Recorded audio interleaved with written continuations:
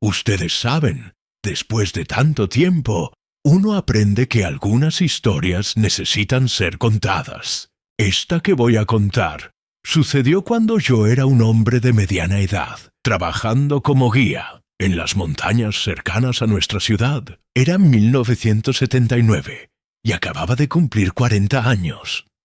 El mundo parecía diferente entonces, más simple tal vez, o simplemente yo era más joven para entender sus complejidades. Recuerdo a aquel grupo como si fuera ayer. 20 jóvenes universitarios llegaron un jueves lluvioso. Venían en una excursión organizada por la universidad, queriendo explorar las cuevas. Para preservar la privacidad de las familias, no revelaré los nombres verdaderos. Conocía aquellas formaciones rocosas desde niño. Conocía cada sendero, cada entrada, cada pasaje secreto. El líder del grupo era un muchacho llamado Roberto, estudiante de geología. 12-1 52.300. 51.100. Tenía esos ojos brillantes de quien todavía cree en los misterios. Los otros eran una mezcla de curiosos. Algunos estudiaban biología, otros arqueología. Todos cargaban mochilas coloridas, equipos de escalada y una energía contagiante. El viernes por la mañana nos reunimos en el hotel. Expliqué las reglas básicas. Siempre caminar en grupo, nunca alejarse del sendero principal, respetar las formaciones rocosas y, principalmente, no entrar en las cuevas más profundas sin orientación. La región montañosa tenía decenas de cuevas catalogadas, pero algunas eran laberintos. Durante los 2 primeros días, todo transcurrió perfectamente. Exploramos 3 cuevas menores. Los jóvenes quedaron maravillados con los dibujos rupestres. Tomaron cientos de fotografías. Roberto se mostró especialmente interesado en una formación rocosa peculiar. Era una pared de caliza. Dijo que nunca había visto nada parecido en los libros de geología. Pasé una buena hora. Sus ojos brillaban de fascinación científica. Fue el domingo cuando todo comenzó a cambiar. Despertamos con un día soleado, perfecto para la última exploración. Había planeado llevar al grupo hasta la entrada de la cueva del Eco, pero Roberto me buscó, con una propuesta diferente. Había escuchado a otros guías locales hablar sobre la cueva. El problema era que nadie sabía exactamente dónde quedaba su entrada, y los pocos que alegaban. Traté de disuadir al grupo. Expliqué que las cuevas no mapeadas eran peligrosas. Pero la juventud tiene una terquedad particular cuando se trata de aventuras. Roberto argumentó que tenían equipos adecuados y que yo era el guía más experimentado. Los otros 20 jóvenes se unieron al ruego y sentí mi resistencia disminuir. Contra mi mejor juicio, accedí con una condición. Exploraríamos solo la entrada. Si encontrábamos la tal cueva de los espejos, haríamos una investigación superficial y volveríamos antes del anochecer. Todos estuvieron de acuerdo y partimos por la mañana con mochilas llenas de agua, comida, cuerdas. La búsqueda de la entrada nos llevó a una parte de la sierra que raramente visitaba. Seguimos senderos antiguos, algunos casi borrados por el tiempo y la vegetación. Yo consultaba constantemente un mapa fotocopiado que había conseguido. El mapa era rudimentario, lleno de anotaciones a mano y símbolos. Alrededor del mediodía encontramos una fisura en la roca que correspondía. Era una abertura estrecha, casi escondida, que se abría en una bajada. El aire que salía de dentro tenía un olor diferente. Los jóvenes se pusieron eufóricos. Insistí en que primero necesitábamos evaluar las condiciones de seguridad. La entrada se abría en una galería natural impresionante, con paredes que brillaban. Roberto tenía razón sobre los cristales. Las paredes estaban cubiertas. Era como estar dentro de una catedral subterránea decorada por la propia naturaleza. Pasamos 2 horas explorando la galería principal. Los estudiantes de biología, Roberto y sus compañeros geólogos, estaban en éxtasis absoluto, recolectando. Cuando anuncié que era hora de volver, encontré resistencia. Argumentaron que habíamos. Roberto me mostró un pasaje lateral que se adentraba aún más en la montaña. Mi experiencia gritaba para rechazar. Ya eran las 3 de la tarde. Pero mirando aquellos rostros jóvenes y esperanzados, me sentí incapaz de romper.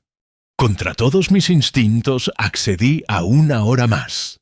Fue la decisión que lo cambiaría todo. El pasaje lateral era más estrecho, obligándonos a caminar en fila india. 560009 24500 0009 35700. Yo cerré el grupo, manteniéndome atento a cualquier señal de peligro. Después de 15 minutos, llegamos a una bifurcación. El túnel se dividía en 3 pasajes. Decidimos explorar solo el pasaje central, manteniendo siempre el túnel. Fue entonces cuando sucedió lo impensable. Estábamos cerca de 50 metros, cuando escuchamos un ruido que heló mi sangre. El sonido inconfundible de rocas moviéndose. Grité para que todos volvieran inmediatamente a la galería principal. Logramos llegar a la bifurcación cuando el ruido se intensificó. Lo que sucedió después todavía me atormenta después de todos estos años. En cuestión de segundos, nuestra única ruta de salida fue sellada por toneladas de roca. El silencio que siguió fue más aterrorizante que el propio derrumbe. 21 personas atrapadas en una cueva que nadie sabía exactamente. Las linternas temblaban, creando sombras danzantes en las paredes cristalinas. Mantuve la calma por necesidad. Organicé al grupo en un círculo. Hice un inventario de nuestros recursos. Agua para tal vez 2 días. Comida. Roberto, quien había sido el más entusiasmado con la exploración, ahora estaba. Sabía que necesitábamos encontrar una salida rápidamente. Durante las horas siguientes, exploramos sistemáticamente cada pasaje lateral. Encontramos 2 pasajes que se adentraban más en la montaña. En la primera noche, racionamos agua y comida. Mantuvimos 2 linternas. No pude dormir, pensando en las familias que estarían esperando noticias. El problema era que nadie sabía exactamente dónde estábamos. El segundo día trajo un descubrimiento que cambió nuestra perspectiva. Decidimos que solo los más delgados intentarían seguir esa ruta. Regresaron después de 2 horas, cubiertos de lodo y con rostros decepcionados. La corriente de aire continuaba, pero el paso humano era imposible. Fue durante la segunda noche que la realidad de nuestra situación se volvió. Algunos comenzaron a hablar sobre escribir cartas para las familias. Me negué a aceptar la derrota. Continué explorando, midiendo pasajes. A medida que pasaron los días, nuestra situación se volvió desesperante. Lo que sucedió en los últimos días todavía es difícil para mí recordar. Algunos se volvieron delirantes, otros entraron en estado de letargo profundo.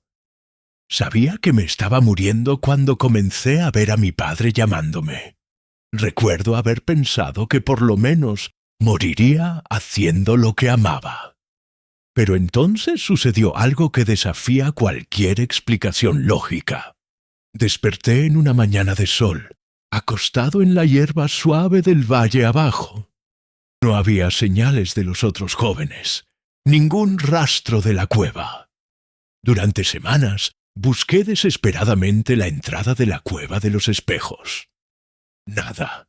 Era como si la cueva nunca hubiera existido. Las familias. La policía me interrogó por horas, sospechando que yo tenía algo. Sin cuerpos, sin evidencia física, mi historia sonó como el delirio. Eventualmente, el caso fue archivado como desaparición sin explicación. Las familias nunca perdonaron mi incapacidad, y yo mismo nunca perdoné. Los años pasaron. Dejé de trabajar como guía, incapaz de entrar en una cueva sin revivir. Me volví un ermitaño virtual, evitando.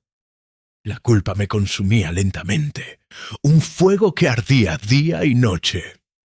Pero la vida tiene sus propias maneras. Fue el año pasado, 40 años después, que recibí una llamada que lo cambió todo. Era un joven espeleólogo. Carlos me llevó a una parte de la sierra que estaba siendo excavada. Cuando entramos en la cueva recién descubierta, era la cueva de los espejos, exactamente como la recordaba. Las mismas paredes cristalinas, la misma galería principal, los mismos pasajes. Pero había algo más, algo que hizo que mis ojos se llenaran. Allí estaban, 20 mochilas coloridas, organizadas en círculo. Las mochilas estaban selladas, preservadas por la atmósfera seca de la cueva. Dentro de ellas, Carlos encontró cuadernos con anotaciones, fotografías de la exploración. Pero no había cuerpos, no había huesos, ropa o cualquier evidencia física. Era como si simplemente se hubieran disuelto en el aire, dejando solo. Carlos me mostró un descubrimiento aún más perturbador. En el fondo de una.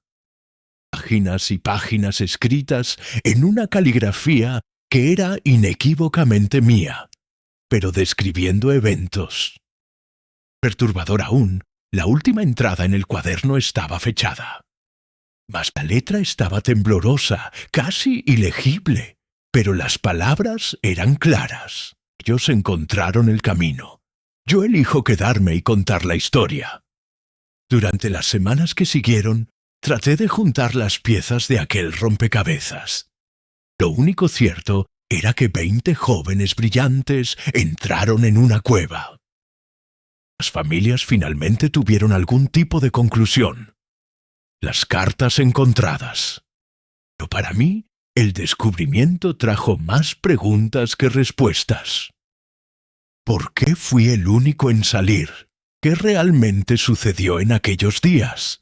Algunos días creo que viví algún tipo de experiencia fuera de lo común. Otros días pienso que mi mente creó una narrativa elaborada para lidiar con una tragedia. La verdad es que nunca sabré con certeza lo que sucedió en aquellos días de marzo, pero sé que 20 jóvenes brillantes y llenos de vida desaparecieron. Hoy, a los 80 años, paso mis últimos años tratando de entender. Tal vez sea para garantizar que aquellos 20 jóvenes no sean olvidados. O tal vez sea simplemente para recordar que nuestro mundo aún guarda. Las mochilas están ahora en un museo en la capital.